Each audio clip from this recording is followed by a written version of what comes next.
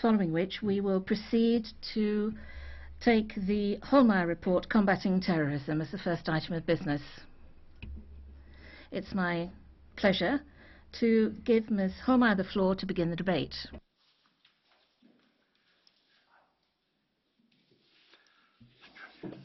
Herr Präsident. President, Commissioner, colleagues, I'm very happy that we are able here in the European Parliament to talk about the fight against terrorism today, focusing on the criminal directive, the anti-terrorism directive. The attacks that we've seen over the last few months, over the last couple of years, have very much frightened people in the European Union. Many people have been killed and injured. Many people have been affected. And for us in the EU, it wasn't that easy for us to have to understand that we now a goal of international terrorism. So I'm quite pleased that we have been able, in this directive, to nail down the main issues regarding the new international standards set by the UN, as well as the FATF in terms of financing terrorist networks. And they've been incorporated very well here. This is to do with putting in what we've had in framework decisions from ministers of the interior before we had co-decision in the EP. That was something that was just in directives before. At the same time, this is to do with meeting the new challenges. These new challenges include, for example, the issue of terrorist training, organising or facilitating that, or financing it, or training, getting trained for terrorist attacks. And linked to this is the issue of propaganda and recruitment of young people, reaching out to young people for terrorist purposes. Now, we've looked at what glorification means here. If you look at the effects of the Bataclan in terms of the IS propaganda machine that got going there, glorification of the perpetrators and people calling for those people to be followed and their glorious deeds to be talked up. So this is to do with radicalization and getting people into terrorism. Financing terrorism is another focus, as is incitement and aiding and abetting terrorist acts. I think this is a successful piece of work, and for this I would particularly like to thank my co-rapporteur, Caterina CHINNICI, Péter JEŽEK as well.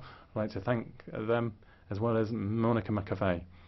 And we've had a lot of talks with Cornelia ERNST and Ms. Joly, because we are trying to have an obligatory information exchange system, and we've got member states to do that, obligatory exchange of information between member states. At the same time, we have beefed up rights of victims, and Mr. Jimenez,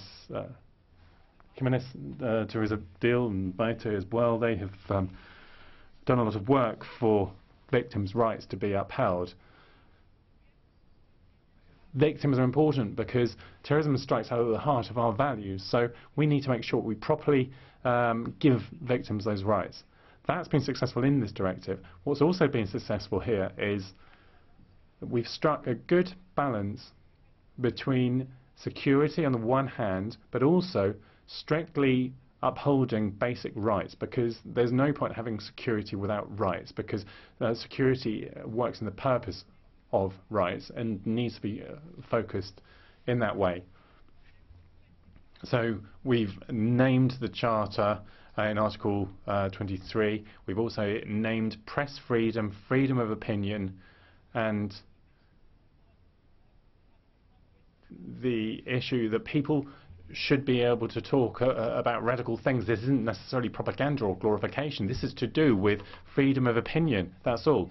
And I think we've managed to strike a good balance here, and I'd particularly like to thank all those colleagues who were prepared to work on this so hard. They did constructive work. I'd like to thank the Commission too for the great cooperation and for always being prepared to look at new ideas and come up with new ideas and support. I'd like to thank the Council for the Slovakian presidency for very constructive work. Thank you, Ms. Hohlmeier. And now I wish to give the floor to Sir Julian King. Honourable members, terrorism creates havoc. It takes away lives and leaves us, those who live on, scarred forever. In the last 18 months in particular, we've seen too many attacks and far too many victims. At the same time, the terrorist threat has continued to change and evolve. It is ever more present and more indiscriminate. That's why I think we should be proud that together we have been able to reach this point on this very important piece of legislation. I would like to thank the Council for the work they've done, but in particular the Parliament and indeed the rapporteur, Mrs. Hohlmeier, for the commitment and effort made to review this counter-terrorism directive.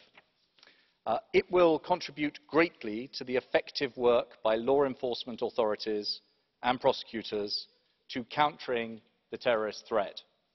It will contribute to making our lives safer without compromising our values, the very same values which the terrorists seek to harm. Fundamental rights are and must remain at the heart of our action. As Mrs. Hohlmeier said, with this piece of legislation, we're also aligning the EU definitions of terrorist offences with the standards agreed under the Council of Europe Convention on Terrorism. Let me very briefly highlight the main elements of the text.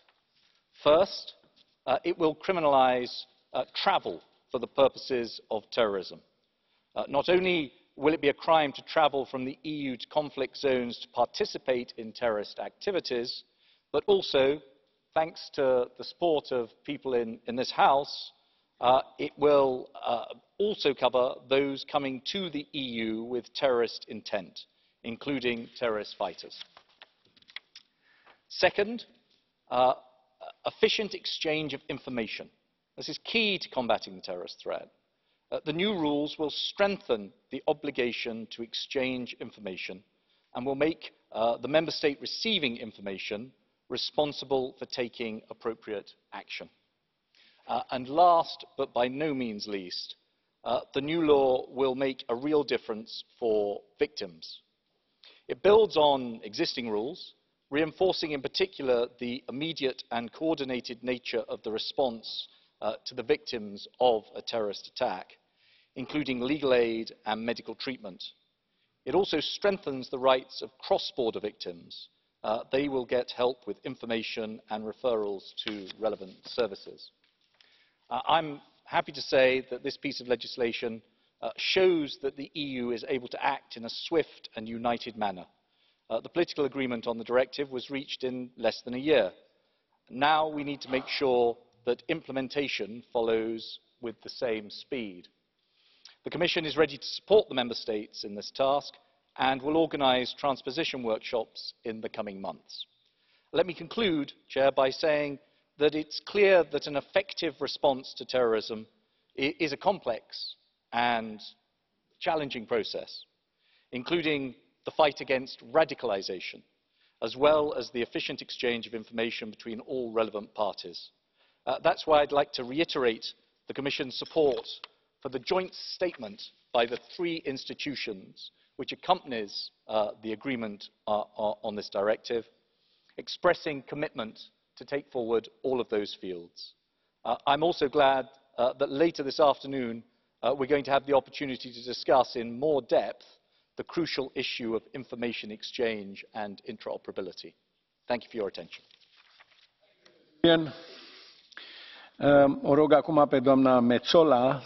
Thank you very much indeed. Ms. Metsola has 2 minutes. Thank you, Mr. President, Commissioner. The terrorist attacks in Europe we have witnessed in the last years shocked us all. But our grief and our anger gave way to a grim resolve to counter this terrorist threat and to address both the immediate danger of more attacks and the causes of radicalisation that plague our societies. The attacks on our soil were no random attacks. Paris, Nice, Brussels, Berlin were all targeted because these cities are the very embodiment of what Europe stands for. They were planned to strike the maximum amount of panic into all of us and designed to make us feel unsafe doing the things we always do and living the lives we want to live. They failed because fear did not define us, but determination did. And with this report, we are going some way in ensuring that our systems adapt to the reality under which we find ourselves and ensure that we remain one step ahead of criminals and terrorists while respecting the values we cherish in Europe. We are coming down harder on those so-called foreign fighters, EU nationals who travel to conflict zones only to return, radicalise and recruit more people for their murderous cause. We are pushing forward concrete plans for better cooperation between member states, and we come down on hate preachers or anyone who incites terrorism. Crucially, the report also lays down provisions that will allow victims of terrorism to receive all and whatever assistance they may require. Finally, allow me to thank the rapporteur for her very excellent work on pushing this file through and urge you all to vote in favour of the report tomorrow so that we can send the strongest possible signal to our citizens. Mulțumim. Doamna Chinnici, 2 minute. Thank you very much. 2 minutes now for Ms. Chinnici. Signor Commissario, desidero innanzitutto ringraziare la relatrice, la collega Monika HOHLMEIER e tutti i colleghi relatori ombra per l'impegno e lo spirito costruttivo dimostrato nelle diverse fasi del negoziato interistituzionale che ha portato al testo che ci apprestiamo a votare. La direttiva terrorismo è un importante documento legislativo con il quale l'Europa pone la base comune per armonizzare le legislazioni nazionali degli Stati membri, alcuni dei quali purtroppo anche di recente hanno vissuto drammatici attentati terroristici. Ritengo che come Parlamento siamo riusciti a dare un buon contributo al testo, introducendo nel bilanciamento fra sicurezza e rispetto dei diritti misure particolarmente significative per il contrasto al terrorismo. Fra queste l'obbligatorietà dello scambio di informazioni nell'ottica di un incremento della cooperazione e del coordinamento. And an increase in the law enforcement and intelligence cooperation as well. Only too often we've had problems whereby exchange of information has not come about sufficiently early enough to forestall terrorist attacks. But certainly we want to see an increase in our ability to follow the networking of terrorist groups and activities, and we've got to stamp out, for example, counterfeit document production and the trade in trafficked cultural goods. We have to stamp out the terrorist funding, in particular through an update of the anti-money recycling directive. Now I'm happy with the fact that Member States are now being called upon to provide medical, legal and psychological assistance to those who are victims of such terrorist acts. Thank you. 1 minut 30 de secunde. Mulțumesc. După șoc și lacrimi, după... Thank you very much, President. After the shock, after the alarms, after the death, after everything we've done what we need to do, we're working together to create a package against terrorism, a package that comprises various laws which will be voted during this plenary session. We want to defend our values and our lifestyles. We do not want to change those, but it is true that we must defend ourselves vis-a-vis those who want to destroy our lifestyles. We must not forget the whole history of civilization, the civilization that we benefit from today. The directive to combat terrorism is going to sanction all those who finance, organize, facilitate any type of travel to and from the Islamic State areas. Likewise, those who organize training for fighters or who finance terrorist acts will be brought before justice. And so it's very important to send this message to the public. We need to combat glorifying messages of terrorism. This will also be penalized. All of this will be transposed into the national legislation of member states. Terrorism is not a current threat. It's a long-term threat, and for this reason we need a unified response to protect ourselves and to resist this together, to fight this danger together. Dreptul la viață. We must invoke the right to life. The right to life is the most fundamental right that needs to be protected, because without that you don't have any other fundamental rights. And the real threat is those who want to fight that right to life. And I'd like to thank Mrs. Hohlmeier for her work on this file, and I would launch an appeal for those of you to vote in favor. Well, the terrorism threat in Europe remains at a critical level. As ISIS loses ground in the Middle East, this threat, and the one posed by their returning foreign fighters, is likely to persist. Whilst responsibilities for security lies primarily with member states, recent terrorist attacks in Europe have shown that no country can make it on its own. And we need to adapt our counter-terrorism measures to this reality and add a truly European approach. 82% of Europeans want Europe to do more to combat terrorism, and 69% consider its current measures to be insufficient. I believe this new directive is part of our response to their demand. It will strengthen the EU's arsenal against terrorism by criminalising acts such as receiving training for terrorism or travelling for terrorism purposes. And this, of course, while preserving the fundamental rights and freedoms. Giving member states harmonised judicial tools should also facilitate their cooperation. This is key for me and my group, and we won't give up on this. I would like to thank the rapporteur, Monika HOHLMEIER, other shadows, the Commissioner, his team, and the Slovak presidency. Well done, well done. Thank you. Mulțumim, domnule Ježek. O rog pe doamna Thank you, Mr. Ježek. And now, Ms. Cornelia Ernst, you have the floor for 1.5 minutes. Thank you very much. Well, in Hungary, there was someone who was condemned for 10 years because of what happened on the border as a terrorist. The anti-terrorist law was used against him, but he's not a terrorist. He demonstrated, and now we've got this law that's going for ministers because the definitions go far too far here. And my question to you is, with the directive, are we changing substantive things? No, I don't think so. Terrorism, the definition of terrorism in the directive remains the same. Now, at the same time, I have to ask, how people that have different opinions, demonstrators, are going to exert their rights, and with criminal proceedings for terrorism, for talking up terrorism, I can understand that, but being involved in a terror act, that is far too weak. And then the paragraph regarding travel for terrorist purposes, I can understand it, I can understand what it attempts to do, but the difference between criminal activities and non-criminal activities, that's very hard to put across.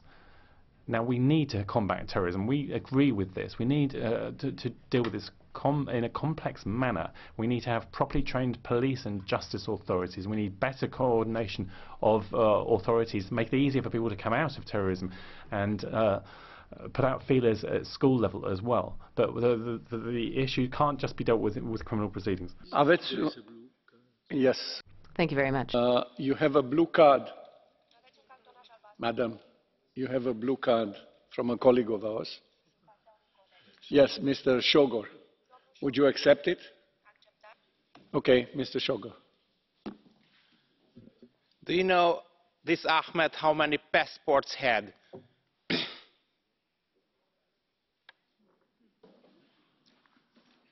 I suppose more than 2. 7.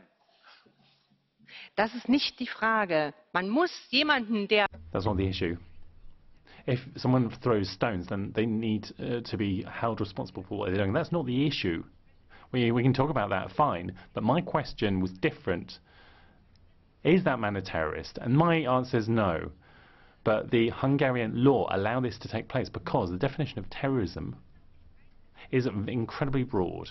And that's something that the Court of Justice has criticised several times. Doamna Eva Joly, 3 minute. Thank you, Mrs. Eva Joly, for 2.5 minutes. Thank you very much, President, colleagues.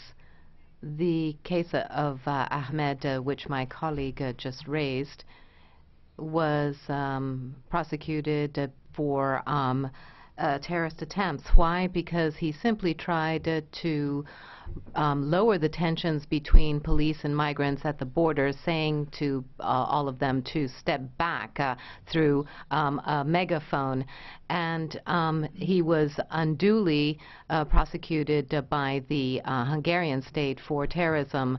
In France, an internet user that called his protocol -21 was imprisoned for 3 months for terrorist apologism. Is that really the case? We should not be duped here. Anti-terrorist laws are very often misused or used for other means to step on our liberties. We don't want to see those list of abuses be lengthened any further. And so obviously, combating terrorism is laudable and necessary, but we must be very precise in the legislation so that we avoid any type of misinterpretation that flies in the face of our liberties. Unfortunately, this directive contains too many concepts which are too vague. In the current climate, Europe cannot allow itself to let the governments have an open door to abuse. There's a criminalization of indirect provocation to terrorism, but nobody knows what that vague concept would cover. And this could fly in the face of freedom of expression and information. Anti-terrorist activities could also cover acts that might cause major economic loss. The government would have no scruples, and we know this, to use this very broad definition with the aim of countering civil disobedience that might be counter to their interest. And then, of course, the criminalization of travel. That's not something that has been properly proven. A person who is a suspect of terrorism may be arrested under that suspicion, but we don't need to criminalize travel as such. The risk of having any type of abuse is actually real. Instead of creating more grounds for criminalization that are vague, we should focus on the essential issues. We must have automatic and mandatory exchange of information and more cooperation between the member states. The current and recent attacks have shown that there have been shortcomings in this area, and improving on that would be a real way of combating terrorism. The hypocrisy of member states in this has been very salient. Thank you very much. Mrs. Ferrara, 2 minutes. Grazie, Presidente. Thank you, President. The terrorism we are fighting today is really unheralded in terms of the way it's organized, networked and funded. And there are a number of groups who find it very easy to move across the borders of member states. And it's very difficult. In fact, it's an illusion to try and combat this through national policies alone. Terrorism is a transnational phenomenon, and it's an urgent matter to deal with it. And we've tried to put that combat together with protecting fundamental rights. And we've called for better interoperability between the member states, a better exchange of information, and there has to be a mandatory cooperation between the relevant national authorities. That's the way to defeat the terrorist groups. On the other hand, as a five-star movement, we've put down a number of amendments seeking to have better definitions of the offences involved. And cogitazione spenam nemo paritor is our watchword. And we also look at the social media role too. There has to be judicial authority exercised over the social media in this regard.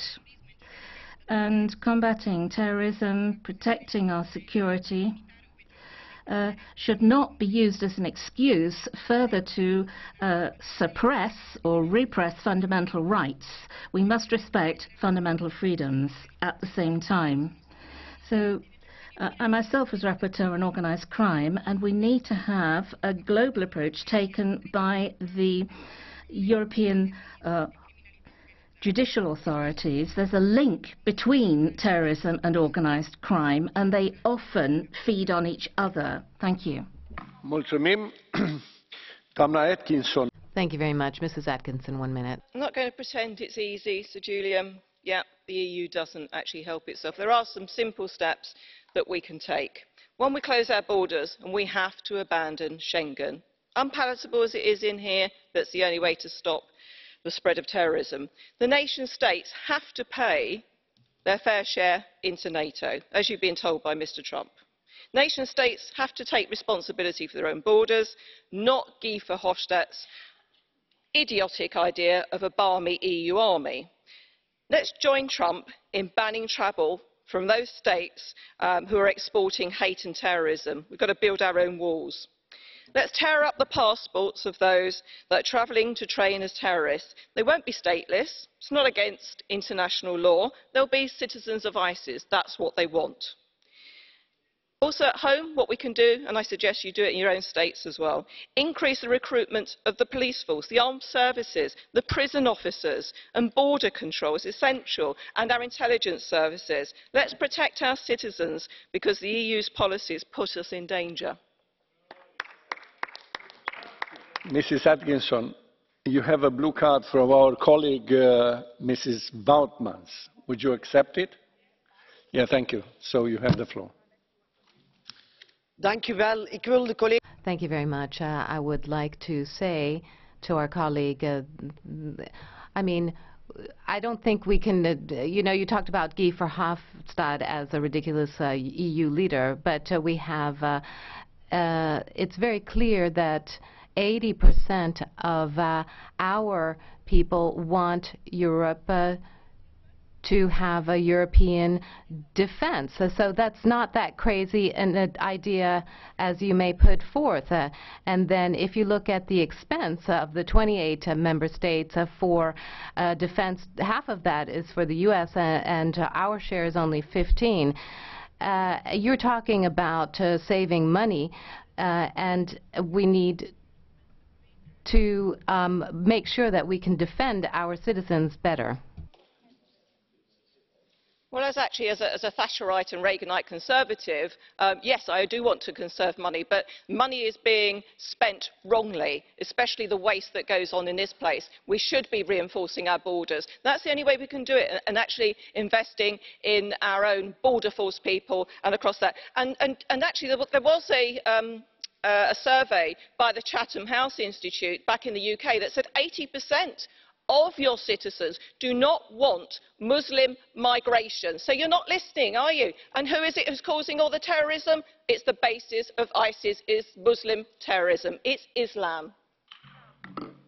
Okay, Mrs. Dodds, 1 minute.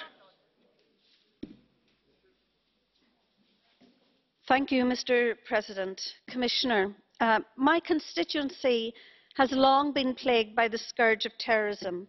Successful attacks are now, thankfully, irregular and generally isolated. Nevertheless, we must maintain vigilance and remember the victims. The murderous campaign of the IRA left much hurt and devastation, many empty chairs. The people of Northern Ireland know and understand the need to stand firmly with our European neighbours against the scourge of terrorism. We must never allow terrorists to control the narrative, indulge their revisionism or glorify their deeds to radicalise a new generation. We have some in Northern Ireland who propagate such revisionism. They seek to revise history to justify their evil deeds. Instead, we must give victims a voice. They require protection, specialist support to respond to their specific needs. And as we assist victims, so too experience has taught us to guard against complacency. Thank you. Thank you, Mr. Doamna Vozemberg, 1 minut și 30. Mrs. Vozenberg, 1.5 minutes. Thank you very much, Chair, President, Commissioner, colleagues. Now, this new European legislation is more necessary than ever, not just because terrorism is here to stay in Europe, but also because terrorism is developing at the expense of European ideas in the future here. Now, I'm very pleased to see that Ms. Hohlmeier and her colleagues have drawn up this up-to-date legislative document that's well balanced and goes into these organisations, goes into training, travelling and funding of terrorism. It's the first time that we've had a text where terrorist actions are criminalised, and at the same time the families of victims are to get protection that they haven't had so far. In addition, international jurisdiction criminalises training of terrorists, and I think it makes sense for this legislation to be put into practice because terrorism has no borders. Weidenholzer, 2 minutes. Thank you. I really think that terrorism is one of the most dangerous threats to us, and I think we see that when in this House we heard it from the Yazidi recipients of the Sakharov Peace Prize. Now, I fear that the threat will hang over us for some time. International terrorism cannot be effectively tackled by national efforts alone. And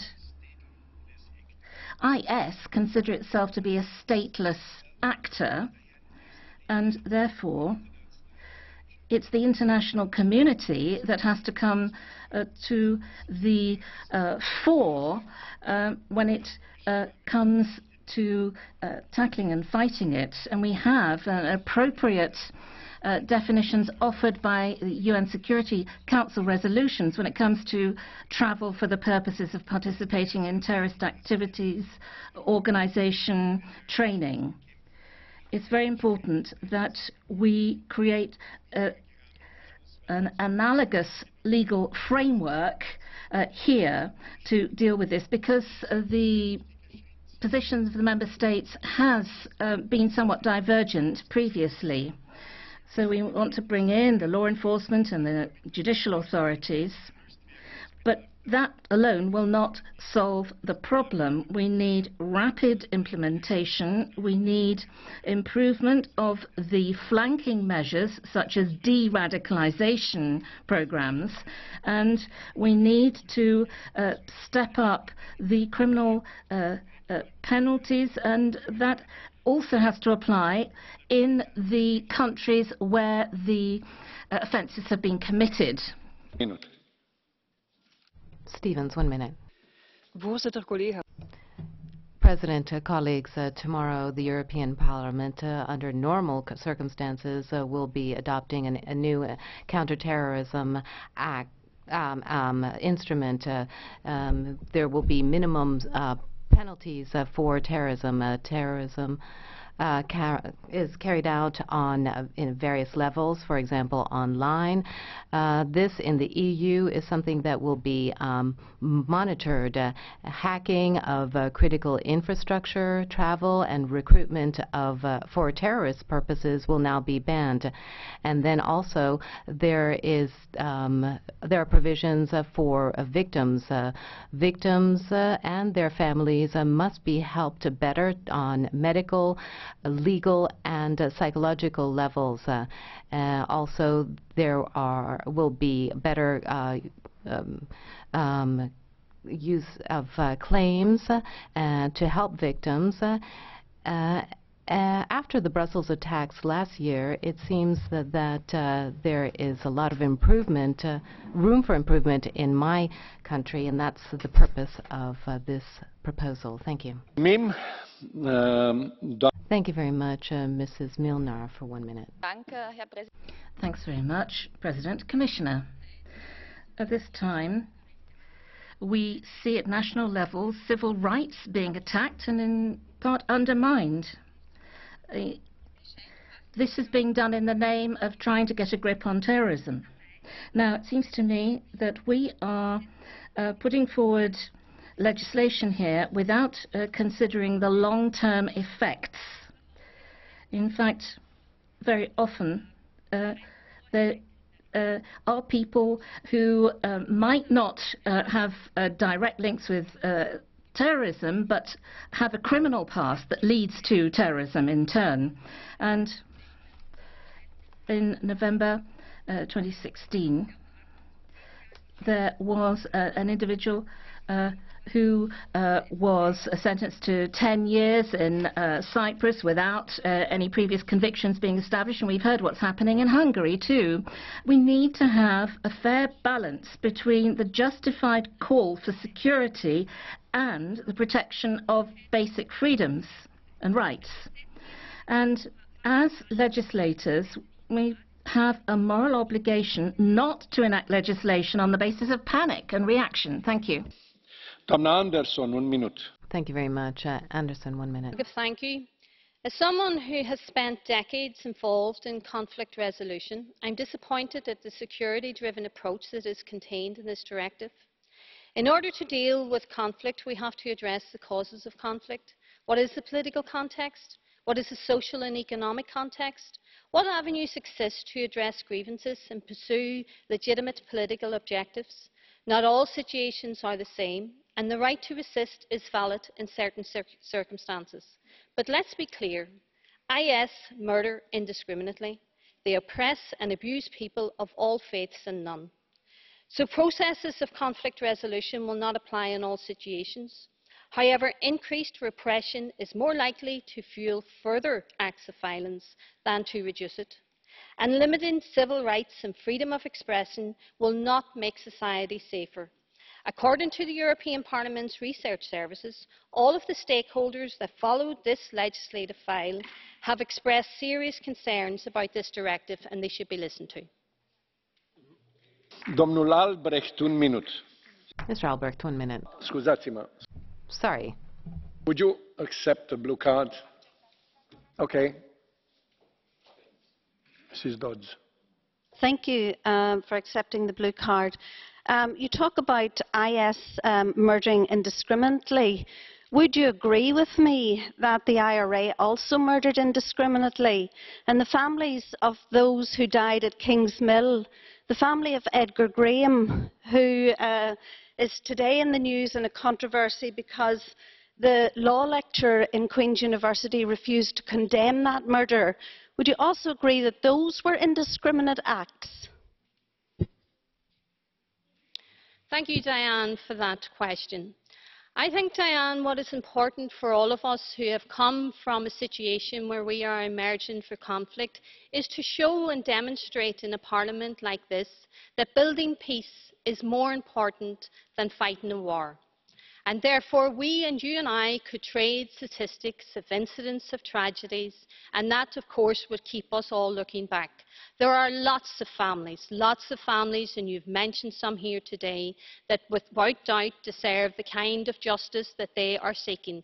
This week, I had 3 families over here in this Parliament: the brother of Pat Finucane, the daughter of a woman who was murdered by the British state, the British soldiers, and the son whose father had been killed 42 and 46 years ago. These people are just looking for a basic inquest. They are looking for a Stormont House agreement to be taken forward. I know the Commissioner is very aware of the work that we have done thus far, and we would hope that he and others would support the kind of conflict resolution that we are involved in. Thank you. 2 minute. Albrecht, 2 minutes. Mr. Albrecht, 1 minute. Sorry. Thank you very much, Chair. Well, Commissioner, ladies and gentlemen, colleagues, the good thing about this directive is quite clear. We are harmonising criminal proceedings for combating terrorism. We're creating better protection for victims of attacks, and we're making sure that information exchange, and particularly combating financing terrorism, is improved. But this directive goes way beyond the aim. What is difficult here is where we're creating new criminal acts that we haven't had previously in EU countries that aren't clear. For example, what about travelling within the EU, or if you're looking at the possibility of a huge economic impact because of the definition of terrorism.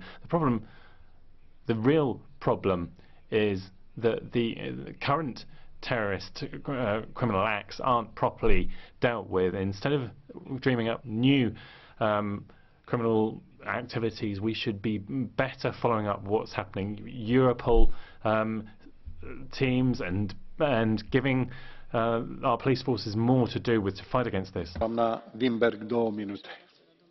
Mr. Winberg. You have a blue card from Mrs. Hohlmeier. Would you accept? Yes. Yes, you can ask your question. I simply wanted to ask my colleague what, the new criminal definition is. Now, if somebody in Syria in a terror camp is trained in order to come back here to prepare for an attack, without us being able to apprehend and arrest the person before the crime is carried out. Thank you very much for that question, Ms.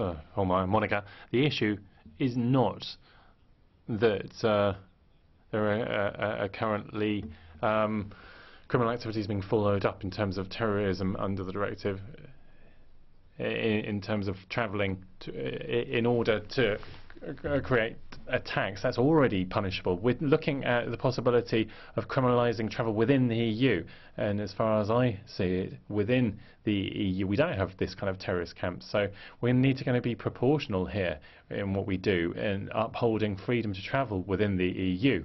Thank you. Thank you, Mr. Winberg. 2 minutes. Thank you very much, President. There have been so many terrorist attacks that we don't even think about them anymore. They've really bought into the image that these attacks are independent of each other and have nothing to do with each other, and people are talking about lone wolves. But I think it's good to put pressure on the member states to try to look at the radicalization that's happening in our societies. Now, this is all well and good in an era where we're going to have more attacks on European territory, especially because IS is losing ground in Syria and Iraq. There's another proposal that says that another way of fighting terrorism is to monitor citizens who have weapons under the EU weapons directive. But this is a desperate attempt, clutching at straws, looking at people who own hunting weapons. And so at the end of the day, the civil society is grappling for a solution. We find so many ridiculous proposals that experts prove are ridiculous, but we don't know how to do better.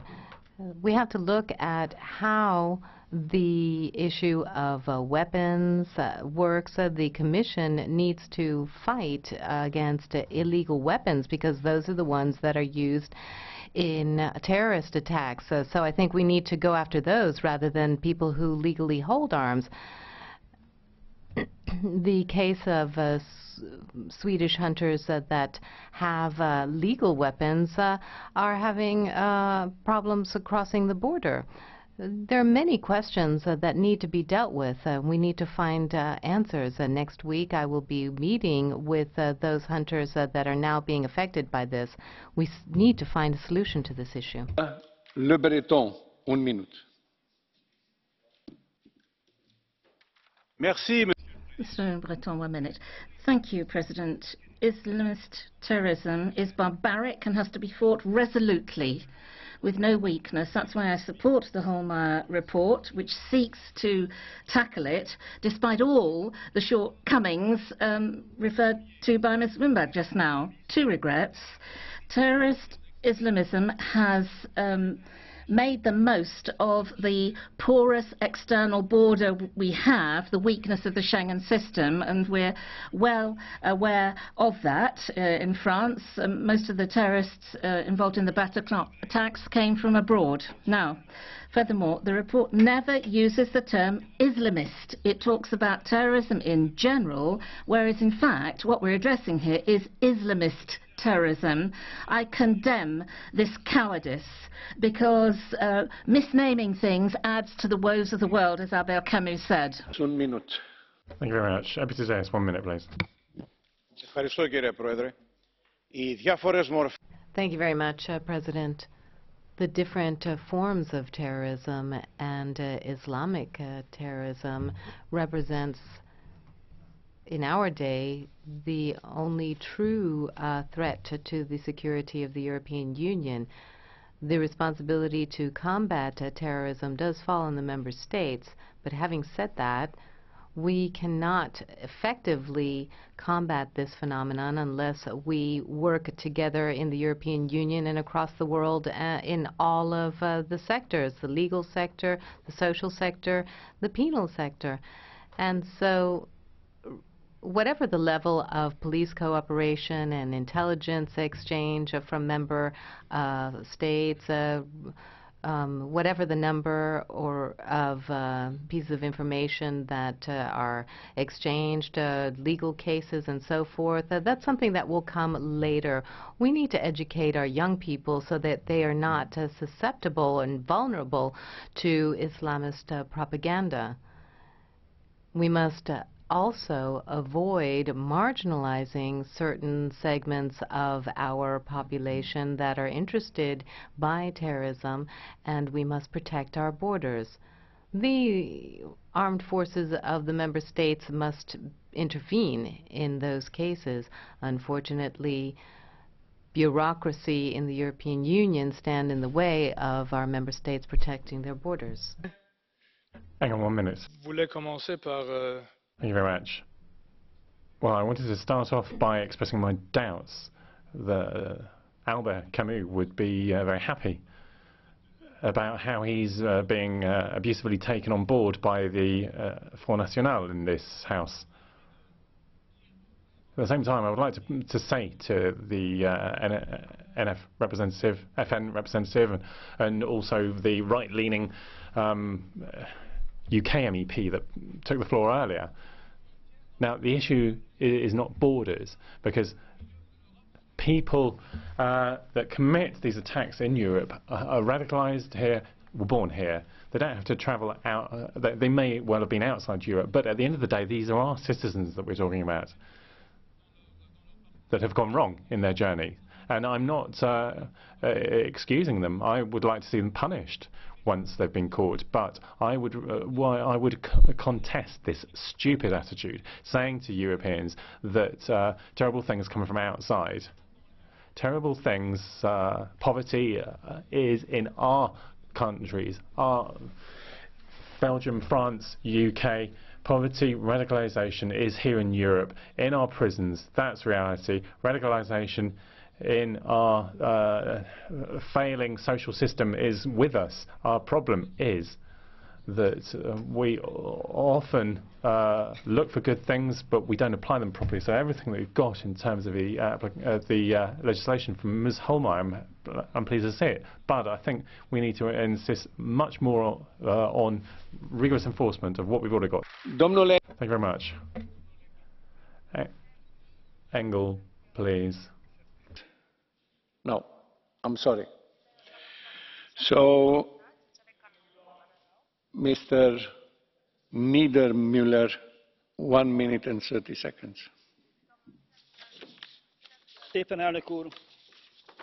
Thank you, Mr. Vice President. Following the terrorist attacks of the following weeks, European citizens are afraid. Justly so, and they expect the governments to protect them from the terrorists. But we can only protect them from the terrorists if we are willing to face the facts. So we have to distance ourselves from the political campaign of the extreme right, which connects migrants, migration and terrorism. This is fear-mongering and incitement to hatred.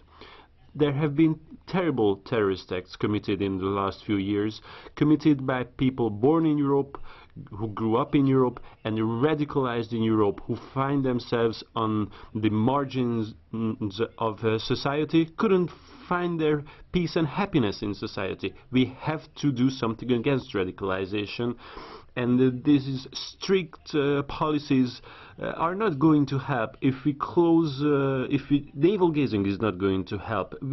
What we have to do is really improve cooperation between intelligence services. We have to have clear and targeted surveillance to put an end to radical Muslim circles. But what's more important than anything, we have to be clear and straightforward in social integration and social inclusiveness, so that second and third generation immigrants feel at home here in these liberal democracies of Europe, and then they're not going to be radicalized.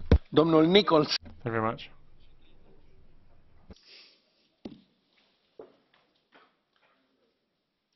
Thank you, Mr. President, Commissioner. I think you said a minute and a half, I hope.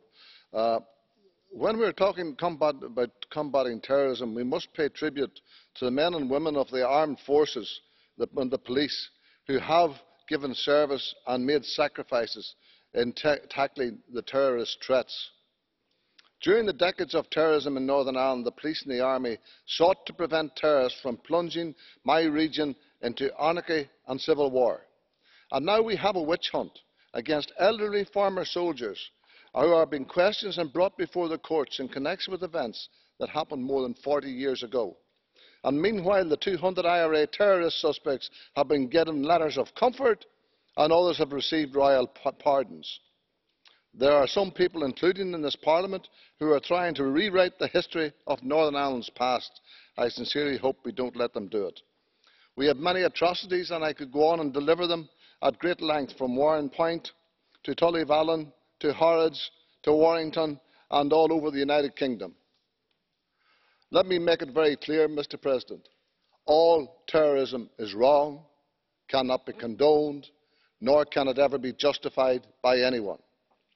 And we must keep a sense of proportion and ensure that, investigating the past, we do not focus disproportionately on the actions of those who sought to keep our communities safe and who suffered grievously in the process.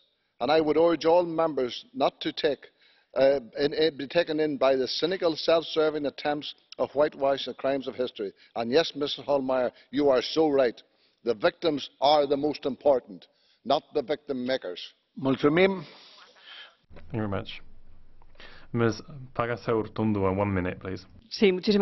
Yes, thank you very much, President. In effect, victims are the most important. Albert Camus said that before the oceans and death, man asks for forgiveness, and the sense of the directive, it was very important because globalized terrorism requires coordination of justice. So we need justice without excessiveness. We should not let these people work in impunity. But of course, there's the result of the trilogue, and I would like to thank the rapporteur for their efforts. There's an exchange of information which is judicial and not police, so we feel that that is lacking. And also, the victims will not be getting really coordinated and equal treatment after attempts. We need to have a specific provision for this, not because of the crimes, but because terrorists use our lives to condition our societies, and we need to see some change in these two areas in the directive. Thank you. Mr. Gill, 2 minutes, please. Michael. Yes. There we go. Thank you. I believe it's important that we stress the importance of education in combating terrorism and engagement with those vulnerable to radicalisation. Nothing can justify extremism, but we must acknowledge that it does not arise in a vacuum. Narratives of grievances, actual or perceived injustice, promised empowerment and sweeping change become attractive where human rights are being violated, good governance is being ignored, and aspirations are being crushed. Violent extremists have been able to recruit over 30,000 foreign fighters from over 100 nations to travel to Syria, Iraq, Libya, Yemen, Afghanistan, according to the UN Secretary General. Some of them will no doubt be horrified by what they see and will be anxious to put those experiences behind them. But others have already returned to their home countries to spread hatred, intolerance and violence in their own communities. We will not be successful in combating terrorism unless we can harness the idealism, creativity and energy of young people and others who feel disenfranchised. Young people must be viewed as an asset and must be empowered to make a constructive contribution to the political and economic development of their societies and nations.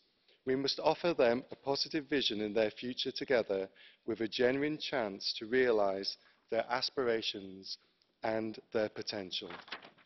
The same applies to those states who have neglected whether economically or politically. Our security services can only do so much to protect us, and as we are constantly told, the terrorists only have to get lucky once. We need to change hearts and minds, and while strengthening legal definitions and formalising cooperation might help, ultimately, we need to successfully challenge the whole ideology behind the extremist narrative. Thank you. Thank you very much. Mr. Borghetti, 1 minute. Well, we're talking here about discovery of hot water. Now, terrorism is all very well. Let's have the courage of our convictions and call it what it is, Islamist terrorism, Islamic terrorism. Now, people are, attacking a colleague who spoke very truly. Yes, these people do come from the, periphery of the big cities, but then they go off to Italy, they cross borders like any other tourist. Freedom of movement for all, even for those who are coming up with propaganda like the Muslim Brotherhood, and they turn into advisors of our governments. It seems to me that, people are now saying that hunting rifles are the most dangerous things that anyone can imagine. We're talking about the need for concrete measures to be taken against these jihadis. And also, we have to ensure that the courts are in direct contact with the prosecutors and the police to ensure that effective sentences are handed out and served. Frankly, President, we need to have the courage of our convictions, take serious measures here against these terrorists. Now, people coming out of hospital, okay, they will need to have support, psychological and other. Thank you very much. Mr. KORWIN-MIKKE, 1 minute, please. Thank you, Mr. Chairman. Your methods of fighting the terrorists, it is just putting the oil to the fire. Listen, first, we must reintroduce death penalty. We cannot win when they can kill us and we cannot kill them. Some terrorists are not ready to die, for example, those who killed Charlie Hebdo. Second, every man should have a gun. It will not help in most cases, but in some it will. 3, no social benefits to the immigrants. They must work and work hard, as the American immigrants in the 19th century, for small money. They will not have strange thoughts in their minds. They must work and not think about something. 4, no wall will stop terrorists. We must agree that there will be a terrorist. We must wish with it. Much more people die in the car accidents than through terrorism. And we don't care, don't make hysteria. And the last thing, stop the journalists. One moment. Stop the journalists. What the terrorist wants? A fame, be famous, and want to sow hysteria in the society. The journalists must be cut off the terrorists. No photographs, no interviews with the terrorists. The terrorists must be hung next day as a no-name and buried under the pigsty.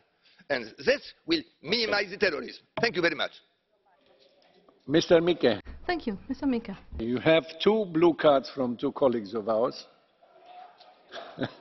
So this is an opportunity to really finish triumphantly your speech.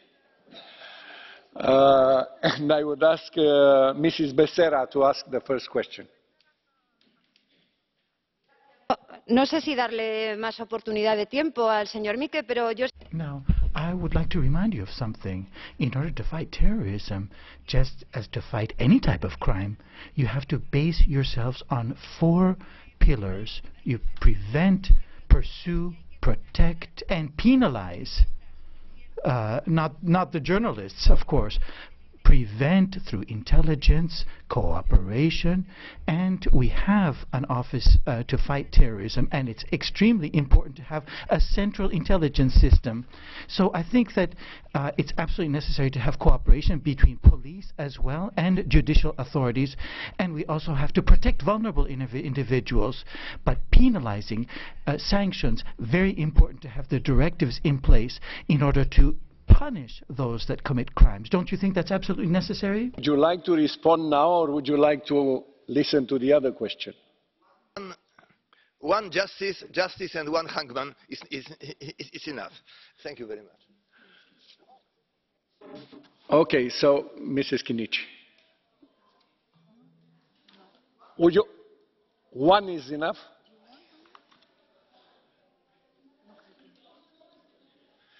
So Mrs. Chinnici has another blue card to you. No? Okay, so that's it. You're off the hook. Okay.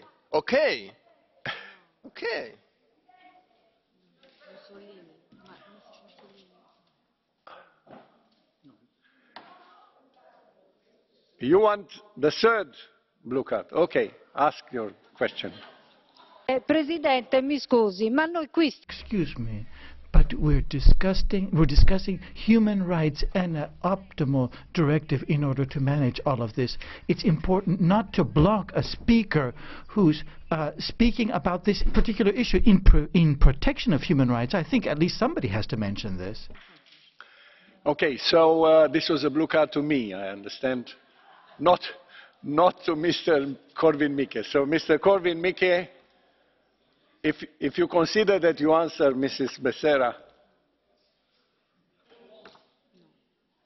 okay? I have one right, to be protected by state and not by the inefficient bureaucracy who cannot help. Thank you very much. Okay, now we move on. Domnul Zdechovský, 1 minut și 3. Mr. Zdechovský, 1 minute and a half. Děkuji, pane předsedající. Prvně mi dovolte, abych poděkoval. Thank you. I'd like to start by thanking Mrs. Hohlmeier and her team for the excellent work.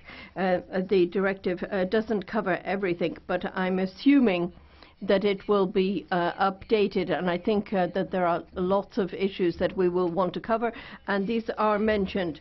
Although the directive is a reaction to the attacks in Paris. I do think that it's even more relevant following the attacks in Berlin, and so for that reason I'm very glad that many of you are focusing on the rights of victims, because the victims of terrorism are often forgotten. And Europol concluded that we cannot exclude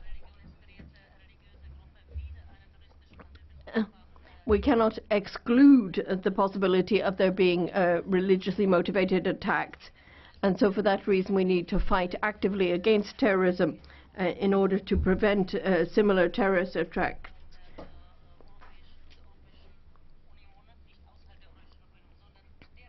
We're not talking about people who are coming from outside the EU, but these are people from the EU who have gone, and there are no specific numbers about these people. When we talk about foreign fighters or lone wolves, I think it is important that the EU is in a position to deal with these issues, and this is something which can only be done if we have similar provisions. Thank you. Vice President Guillaume, 1 minute and a half.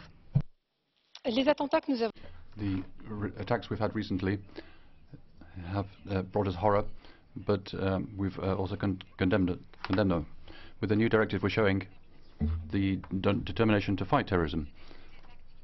It defines acts to be penalized. There's a protection of victims, but also greater exchange of information. These three axes are fundamental. Within the European Parliament, the Civil Liberties Committee is taking an active part in the fight against terrorism. It's an action for the protection of external frontiers and harmonization between member states, fighting financing of terrorism or cooperation between states and with European agencies. The European Parliament is feeding into this world with guaranteeing the balance between security and the protection of fundamental freedoms. I'd like to underscore the reality of this work. We have a new specific committee to fight terrorism. The objectives are woolly. We have to point out the lacks in member states. But what are we trying to do? What do we want to prove? Point the finger, see if it's the fault of Europe, or the fault of Schengen, or neighbours. You have to do the same work of inquiry done in France, Belgium, or Germany. Should we have to take different positions than those taken in Libya, which is an experienced committee,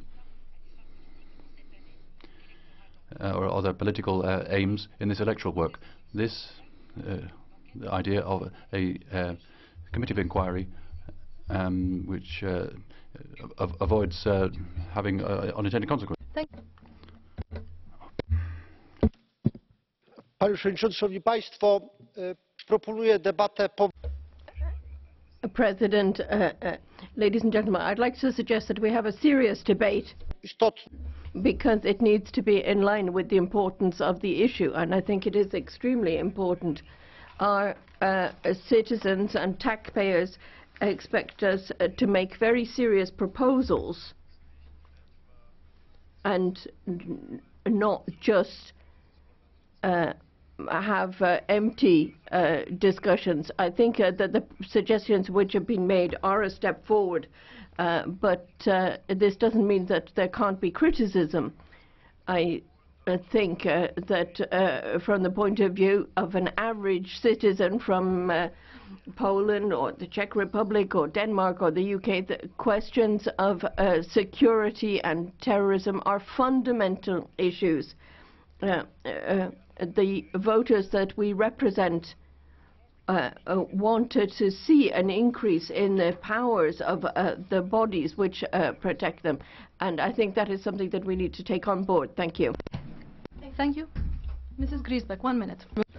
I'm happy that tomorrow, after the vote, we can have a consolidated arsenal to fight together in a harmonized way, as far as possible, against terrorism.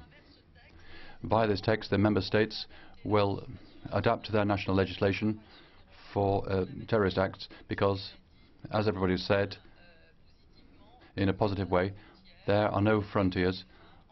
there are some breaks with various penal codes in the member states. This text is real progress, which takes into account new forms of terrorism, new modus operandi,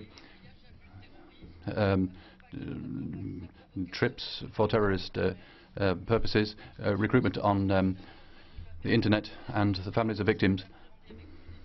And there'll be more efficiency in tackling this scourge and to bring perpetrators to justice. I'm happy about exchange of information between law enforcement authorities. I regret the fact that the member states haven't always supported our proposals sufficiently for obligatory exchanges between authorities. When they understand that that when they hold on to this type of data, if they don't, we'll succeed and face up to the risk we face. Thank you. Mr. Bay, 1 minute. Colleagues, you destroy the dikes and you're surprised that there are floods. How should you be surprised by all the terrorist acts when you encourage free circulation of goods and persons and therefore of arms and terrorists?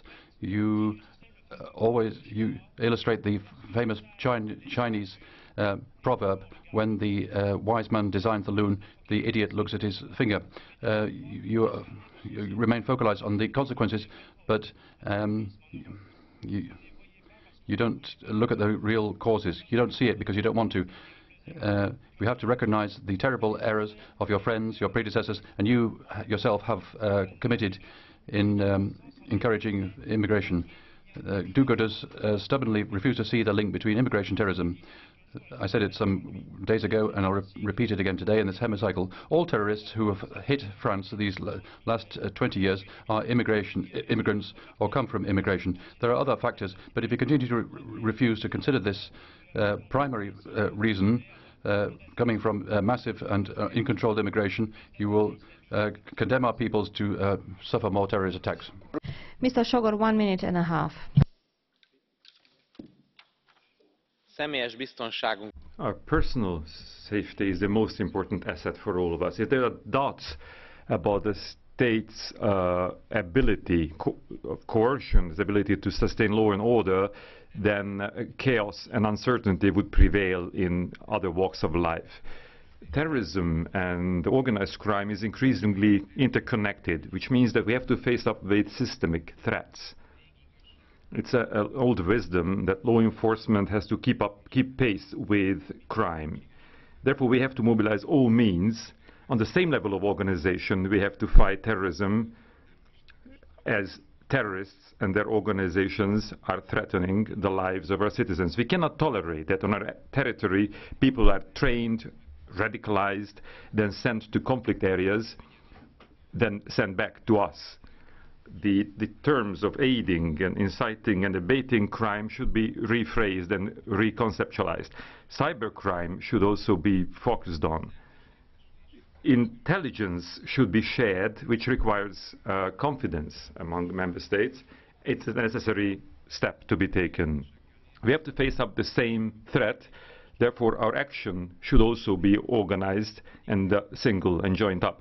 The best thing in Europe today is that we can travel without barriers and frontiers, which is also abused by terrorists.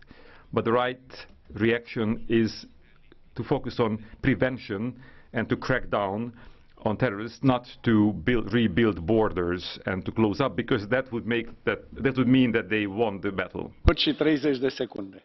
Esta diretiva citada pelos ataques terroristas de novembro de 2015 em Paris. Această directivă trocas de informação e impedir mais ataques terroristas. O Parlamento conseguiu melhorar várias disposições, alertando para o perigo de respostas a quente, desenquadradas de uma estratégia global de combate à radicalização. A diretiva tem 3 principais problemas. Primeiro, ofensas criminais não adequadamente definidas, deixando a porta aberta a interpretações que podem restringir desproporcionadamente direitos fundamentais. O combate ao terrorismo em plataformas como a internet tem de se fazer de forma inteligente e tecnicamente eficaz. We don't want to infringe upon those fundamental rights in any particular fashion. So also the use of internet and cybercrime has to be dealt with. There has to be better legislation on this particular front. And third, the issue of terminology. There are numerous different problems with the terminology because there are many terrorists in Europe which are basically individuals which are European citizens. They've grown up in Europe. So this has to be taken into consideration in the fight against terrorism. Our governments also have to look at the problems created by neoliberal austerity policies which have led to numerous different cuts. And this has affected, of course, law enforcement to a considerable extent. Also, training has to be dealt with in a more effective fashion. Governments have to deal with these particular policies, put into place serious proposals. Thank you very much. And do you accept... Thank you, Chair. Nobody doubts about the necessity to fight terrorism. And terrorism is like disease. I mean, it spreads around. But it overcomes and oversteps boundaries of the European Union. The European Union is bound, to cooperate with neighbours. But the worst description of terrorism, sometimes from the third countries, used as a pretext for political prosecution. Colleague, would you agree that the European Union as such and member states have to be very vigorous and even selective in cooperation with some neighbouring countries when it comes to fight terrorism in order to protect political freedoms of citizens and respect freedoms as such? Thank you.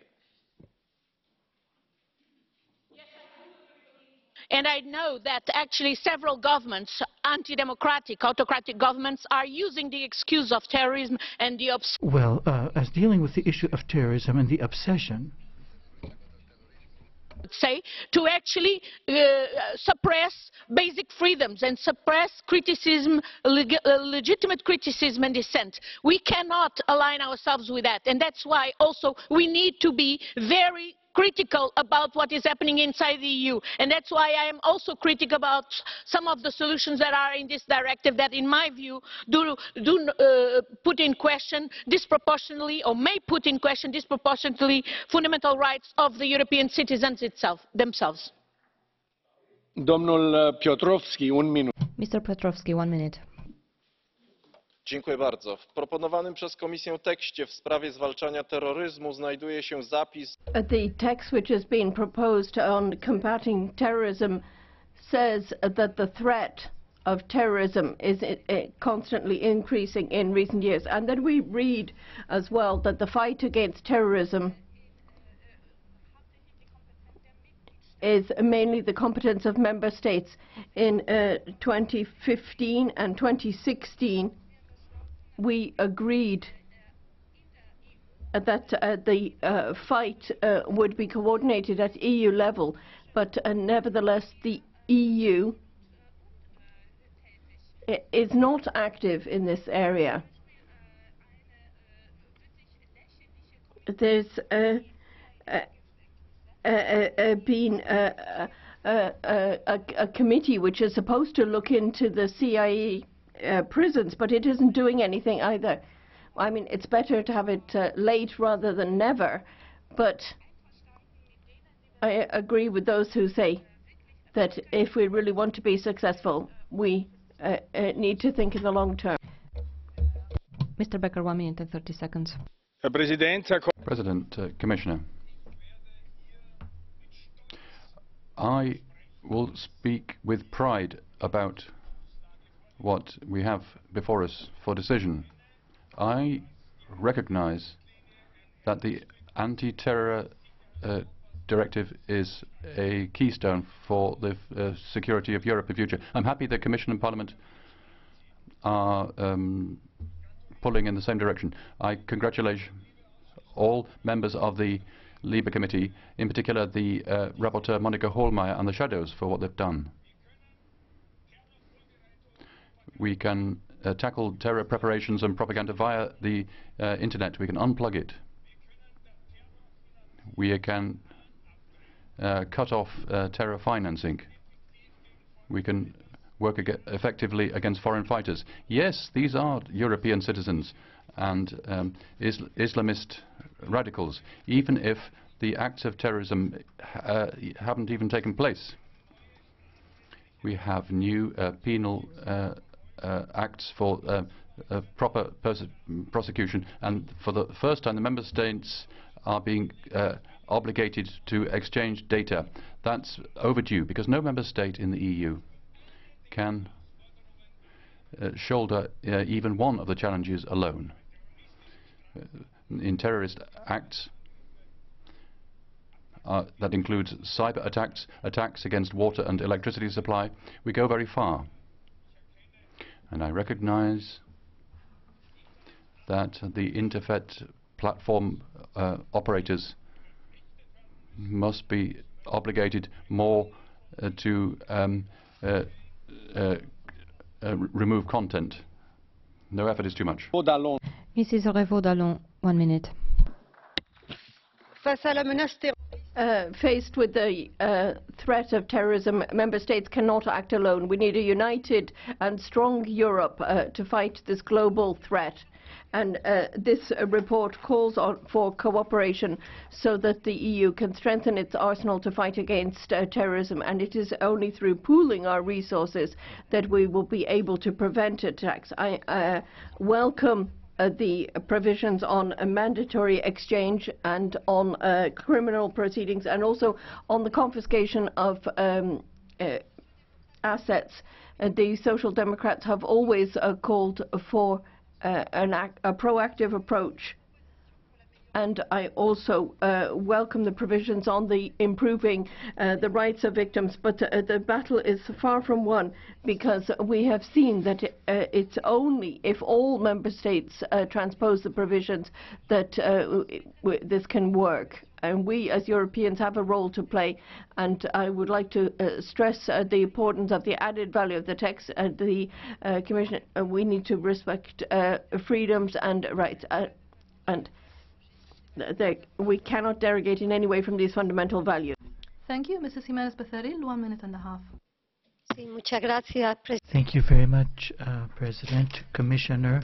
Thank you, Monica, for your understanding for the victims, and it is to them that I dedicate this particular report. When we speak about terrorism and fighting against terrorism, I can say that it is the value of life. It is life, because that is what was taken from my family members. So, as you understand, the extermination of individuals that don't think like themselves, that's what we're dealing with. We don't need to exaggerate. With all my respect, against terrorism, goodwill is simply not enough. What is important is firmness, intelligence, collecting, and a really concerted approach. Let's not forget that the most sacred of rights, that of life, is what is taken away, ripped out of those particular victims. And that's why we need a directive which is very clear in its approach towards terrorism, because the crimes of terrorism are crimes against humanity. And society as a whole is a victim. And society as a whole will become the final victims of terrorism if we don't act. Thank you. Mr. Lenars. 1 minute and a half. Thank you very much. In recent months and years, we have seen the barbaric side of terrorism and the impact of terrorism. And it is correct that security and the fight against terrorism is one of the top priorities of the EU. And a lot has been done. We have the PNR directive. And we are fighting against online radicalization, and we're also looking at strengthening external borders and controls there. And the report is an important step, and I would like to congratulate Mrs. Hohlmeier and the shadow rapporteurs on the excellent result, because it is important that people who have ill intentions, we need to look at the weak spots. And we had 28 countries, and it was all too segmented. And I think that this directive is a good step in the right direction to have a harmonized approach and looking at participation in terrorist organizations, looking at the financing of terrorism. And one thing that people have said, we protect the freedom of expression. That is important, but there is also collective responsibility, and we have to have a minimum level of what we expect. And people cannot be promoting terrorism. Doamna Mussolini, 1 minut 30. Thank you. Mrs. Mussolini, a minute and a half.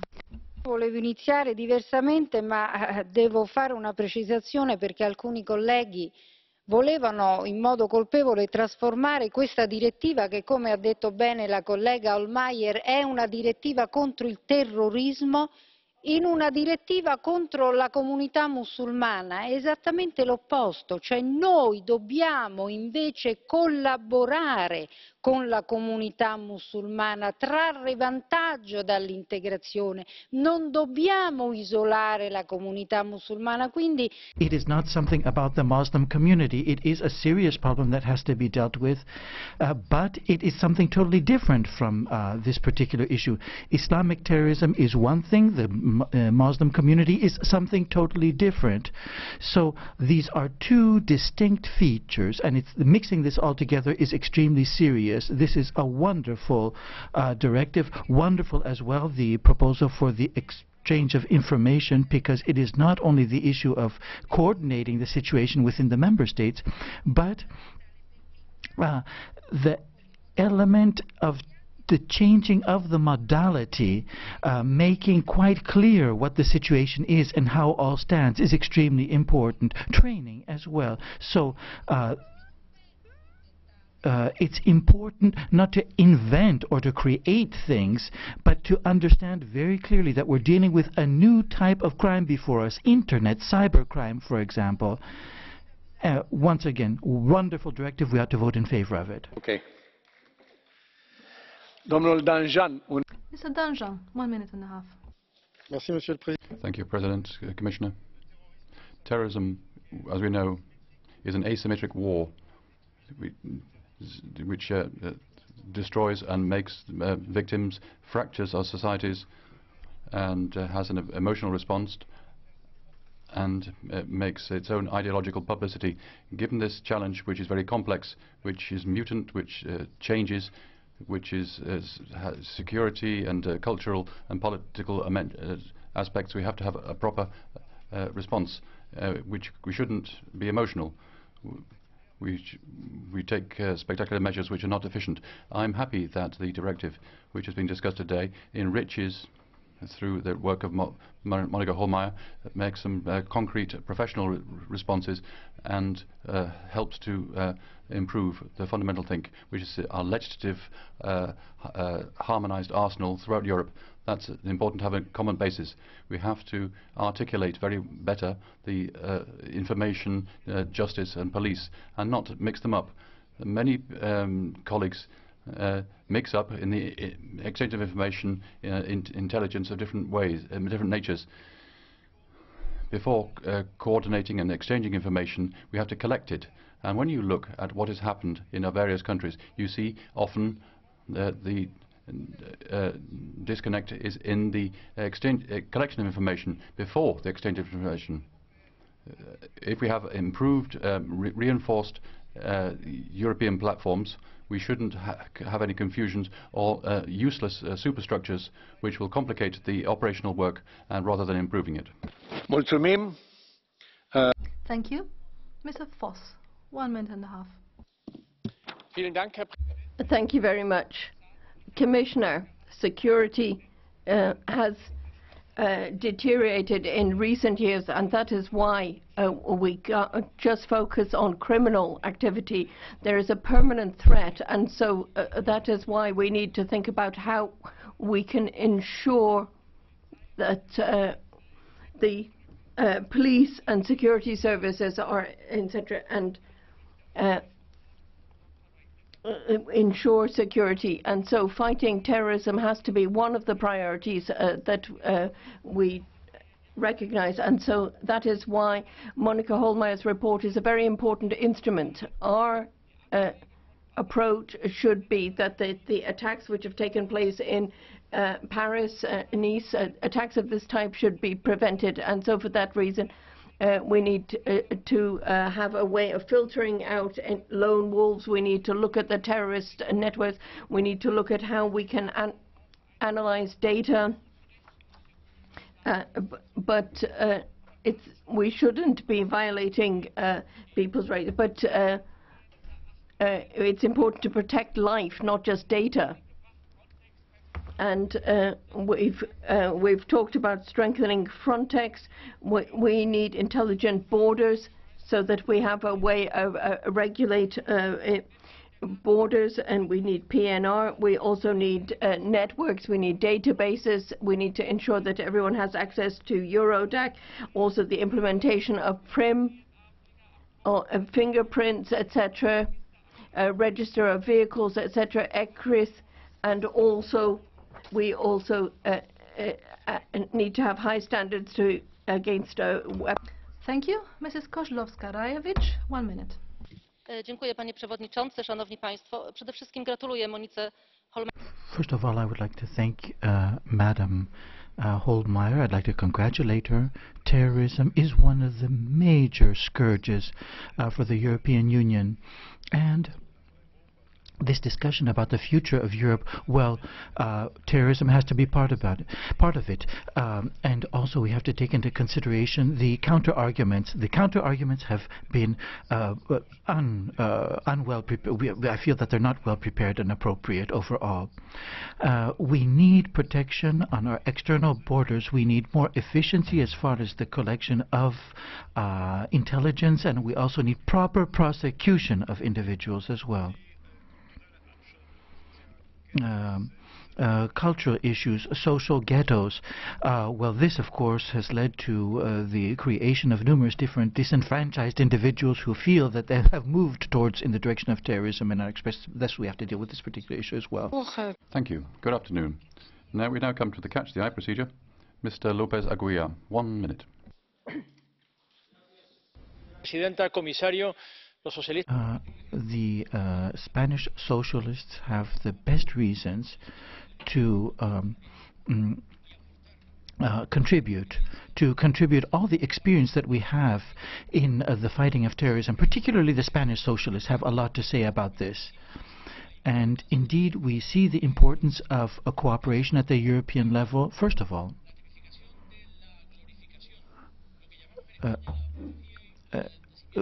glorification of crimes is something which has to be fought against, and also the recruiting of young people. We have to fight this particular issue, particularly as it concerns vulnerable individuals. Also reinforcing the blocking of websites, prevention of the cyber approach to this particular issue as well. We have to block these particular sites in order to stop the recruiting, and also we have to protect the victims psychologically, emotionally, legally, economically, financially, as ever can. We have to support these individuals. All of this has been part of the Spanish package in the fight against terrorism.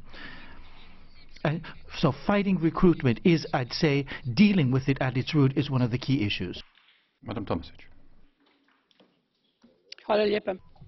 Thank you very much. The European Union is every day having to face more and more terrorist threats.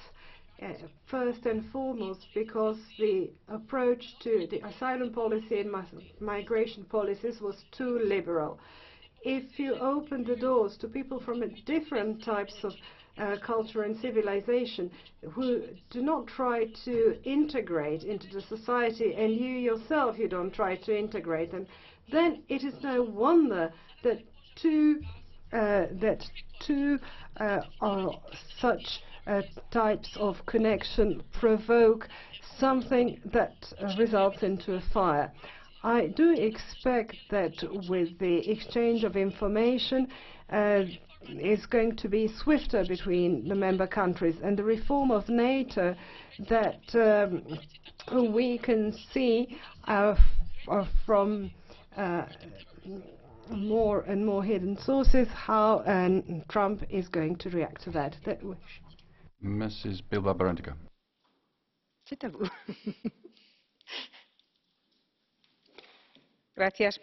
Thank you very much, President. The fight against terrorism we have to move from words to acts. And of course, there has to be exchange at all levels. We have to have exchange of relevant data in order to prevent terrorist acts. And we have to use all resources at our disposal. Also, there has to be a proper fighting of the recruitment network, but it's important in order to fight to collect data on this particular issue. In a number of member states, different agencies are competing on this particular front, or there's overlapping, and we lose important information.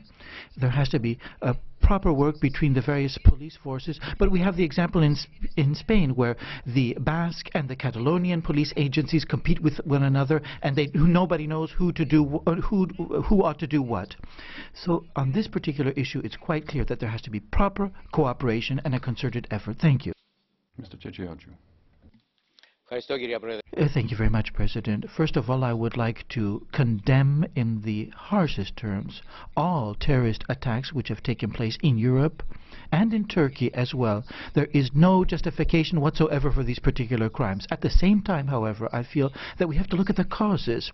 As a Parliament, we have to look at the causes for these terrorist attacks, and it's poverty and wars. That's what lies behind that. Now here we have representatives, people who represent countries which have basically caused these particular wars, created all this bad blood all over the place. Iraq is a wonderful example. Let's not forget that the weapons that have been provided on numerous different fronts have been provided by our member states. Also, education. Education has to be seen as the cornerstone of fighting terrorism. And let us not forget that we have to support these countries in instilling in their young people whatever is necessary. So look at the world around us, look at the situation in a comprehensive fashion, but without intervening into the internal policies of these countries, because what we've seen in the Arab Spring is that it's turned into an Arab winter.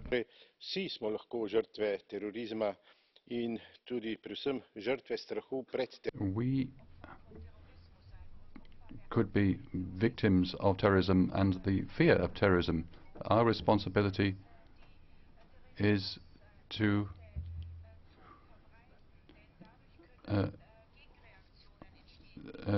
spread counter the fear of terrorism.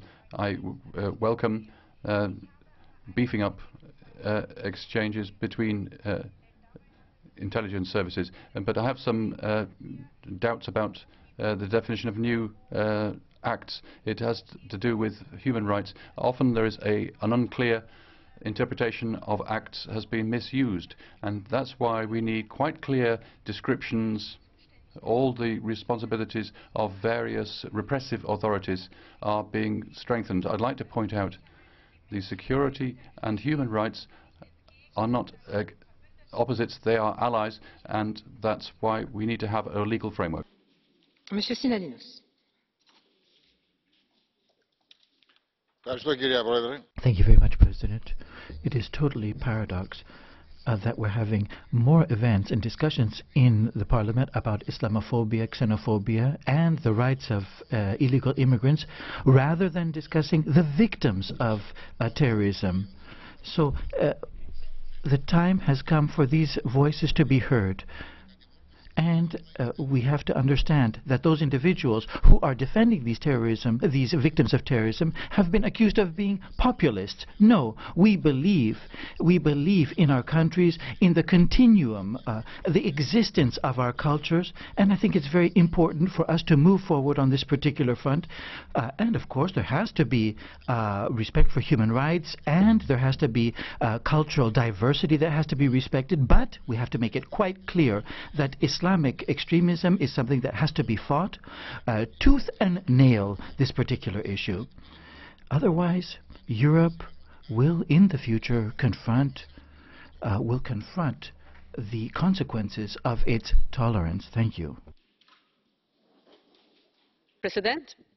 Madam Chair, today the world is facing very aggressive terrorist organizations whose aim is to kill and weaken modern and democratic societies, threaten lives, freedom, equality and fraternity, but above all to spread fear. These terrorist organizations are becoming transnational.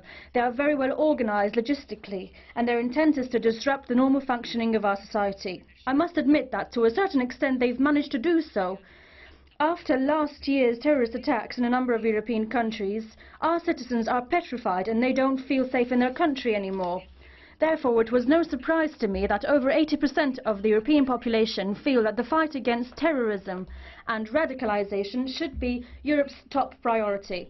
They believe that there need to be common joint actions by the EU in the fight against terrorism. It's high time that we realize that we have a lot to lose. Lack of action is not an option. This is why we must once again strengthen actions and measures on a European and national level on all aspects, from prevention to protection to prosecution. Thank you very much, President. Fighting terrorism requires a comprehensive approach, an approach which covers policy, economy, social aspects, education as well. First of all, we have to have prevention and then combating radicalization, which exists because numerous different Muslim countries have exercised considerable influence not only locally but in Europe as well. So we have to fight radicalization of Muslim populations. The best way to do this is to intervene in a very strategic fashion. The first thing we have to do is the failure of the policies which have been adopted up until now by numerous different countries of the European Union, that of incorporating Muslim populations, assimilating Muslim population. That has not led to assimilation, it has led to marginalization. So we need a comprehensive approach in order to deal with terrorism. Thank you. Monsieur Kyuchuk.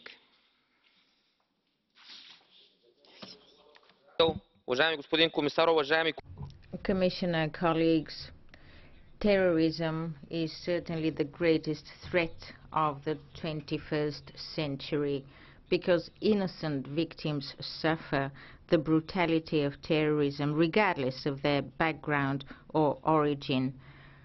The European Union has a problem with the so-called foreign fighters. This is why we need an all-embracing approach. We need a long-term engagement in order to protect our free and democratic societies. That's why I do support the proposal to come up with a directive against terrorism.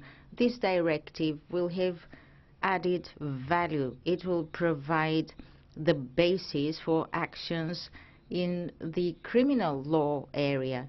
Member states need to share information, good practices at a national level and at the level of the European Union. Member states should also develop their own prevention policies to fight against radicalization and recruitment. Catch the eye. That's the end of the Catch the Eye. I'll pass the floor back to Commissioner King. You have the floor. Thank you, Chair, and thank you for this debate. Can I say first that I agree with all of those who've underlined the importance of working on the causes of terrorism, and in particular the need to tackle radicalization in our communities. Second, I agree that we need a range of measures to tackle terrorism, some of which fall outside the scope of this directive.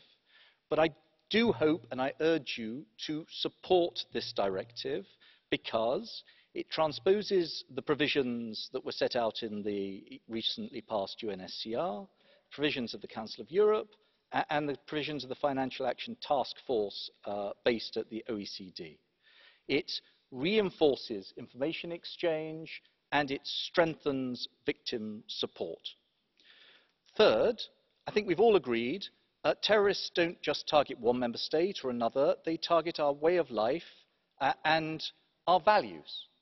And the Commission stands second to no one in its support for fundamental rights, including the freedom of expression, which is an essential foundation of our society. Those rights are enshrined in the Charter, and the Charter will steer the implementation of this directive.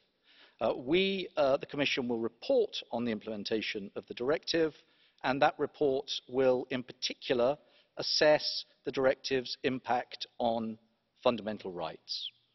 Lastly, our response, as many speakers have underlined, needs to be comprehensive and sustainable. It needs to build on trust and the effective cooperation between these institutions and our member states. From the Commission side, we will continue to focus on strengthening the fight against terrorism by depriving terrorists of the means they use to commit their attacks and by enhancing our defences and building our resilience. And we shall continue to maintain the closest possible engagement with you, with this House, as we take that work forward. Thank you. Nous revenons vers vous, Madame Hohlmeier, pour conclure. Back to you, Mrs. Hohlmeier, to conclude. Frau Präsidentin. President, Commissioner, colleagues, first of all, I would like to start by thanking everyone for the very constructive comments that they've made. Those who are supporting the directive and to those who are critical, I have one request.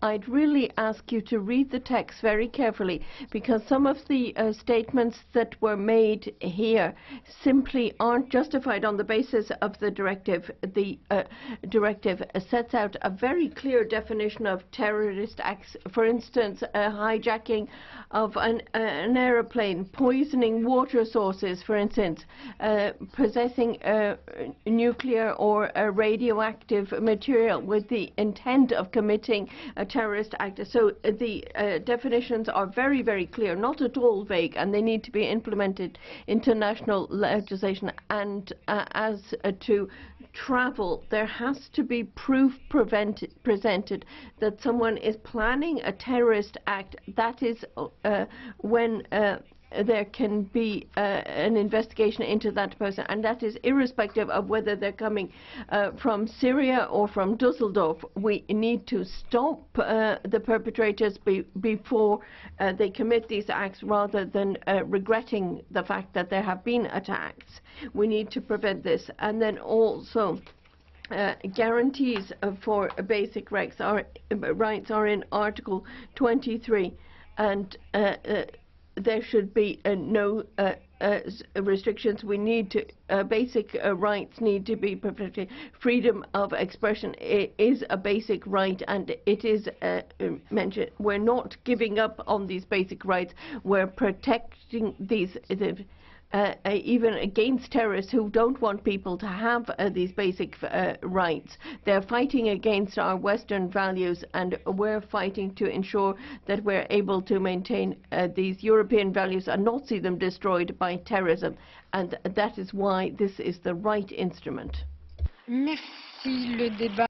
Thank you very much. That concludes the debate, and the vote will be held tomorrow.